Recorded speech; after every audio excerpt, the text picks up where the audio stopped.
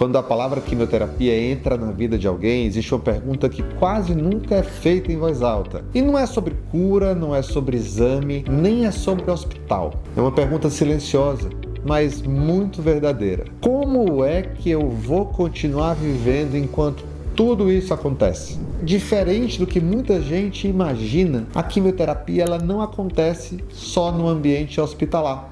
Ela entra na casa, entra na rotina, entra no trabalho, nas relações pessoais. Entra na forma mesmo como a pessoa se enxerga no espelho. Ela atravessa a vida inteira. E é por isso que falar de tratamento sem falar de vida real fica incompleto. Hoje eu quero conversar com você sobre essa parte do caminho que quase ninguém explica com calma. A primeira coisa importante é a gente dizer algo que muita gente esquece de falar. É que viver durante a quimioterapia ainda é viver. Pode ser diferente, pode ser mais lento, pode haver dias bem difíceis, mas continua sendo a vida de verdade. Reconhecer isso já muda muito a maneira como se atravessa o tratamento. Algumas mudanças elas são físicas.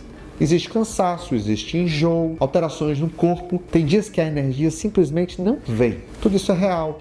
Tudo isso merece respeito. Mas existe uma outra camada que costuma ser ainda mais silenciosa. É a mudança na sensação de quem se é. É que muita gente diz coisas como eu não me reconheço mais, minha vida parou, parece que eu deixei de ser eu. Essas palavras elas não falam só de doença. Elas falam de identidade.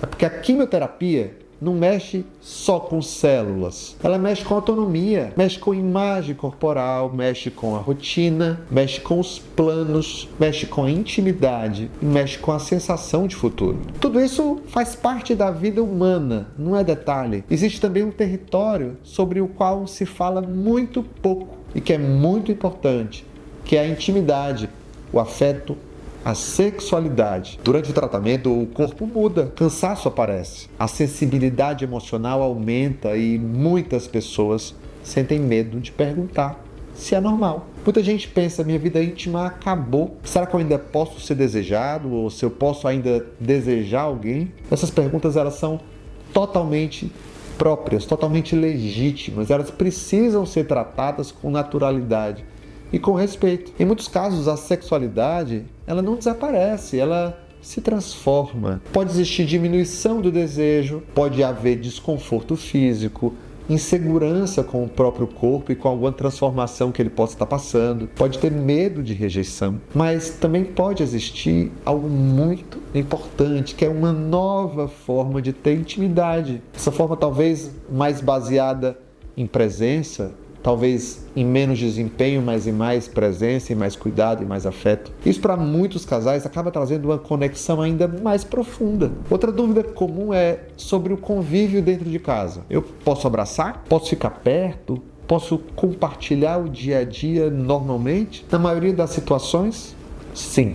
Alguns cuidados específicos, algumas orientações que a equipe que está acompanhando vai dar, fazem claro com que esse período possa ser passado de uma maneira mais tranquila. E mais do que possível, ele é essencial, porque o isolamento emocional ele machuca muito mais do que qualquer efeito colateral físico. Talvez a parte mais difícil de viver durante a quimioterapia nem seja a medicação. Talvez a sensação de que a vida ficou suspensa seja ainda mais difícil. É como se tudo tivesse em espera, como se o mundo tivesse seguido e você tivesse ficado parado no tempo. Se você sente isso, eu quero te dizer uma coisa com muita honestidade.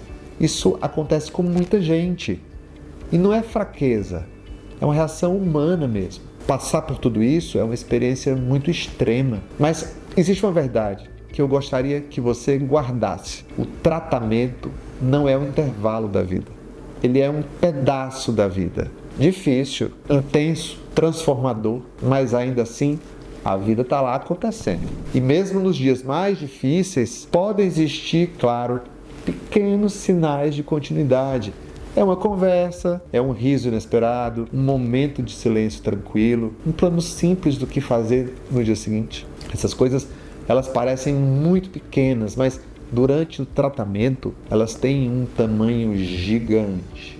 Continuar vivendo durante a quimioterapia não significa fingir que está tudo bem. Significa aprender dia após dia uma nova forma de existir dentro do que no momento é possível. Claro que, por vezes, com mais lentidão, com mais cuidado, com mais verdade. No próximo passo da nossa conversa, a gente vai falar sobre algo que muita gente sente, mas nem sempre entende. As mudanças na memória, na atenção, na forma de pensar. Aquilo que algumas pessoas chamam de camel brain. Porque cuidar do corpo também precisa incluir cuidar da mente e cuidar da identidade. Deixe seu like, se inscreva no canal e tchau! Até a próxima!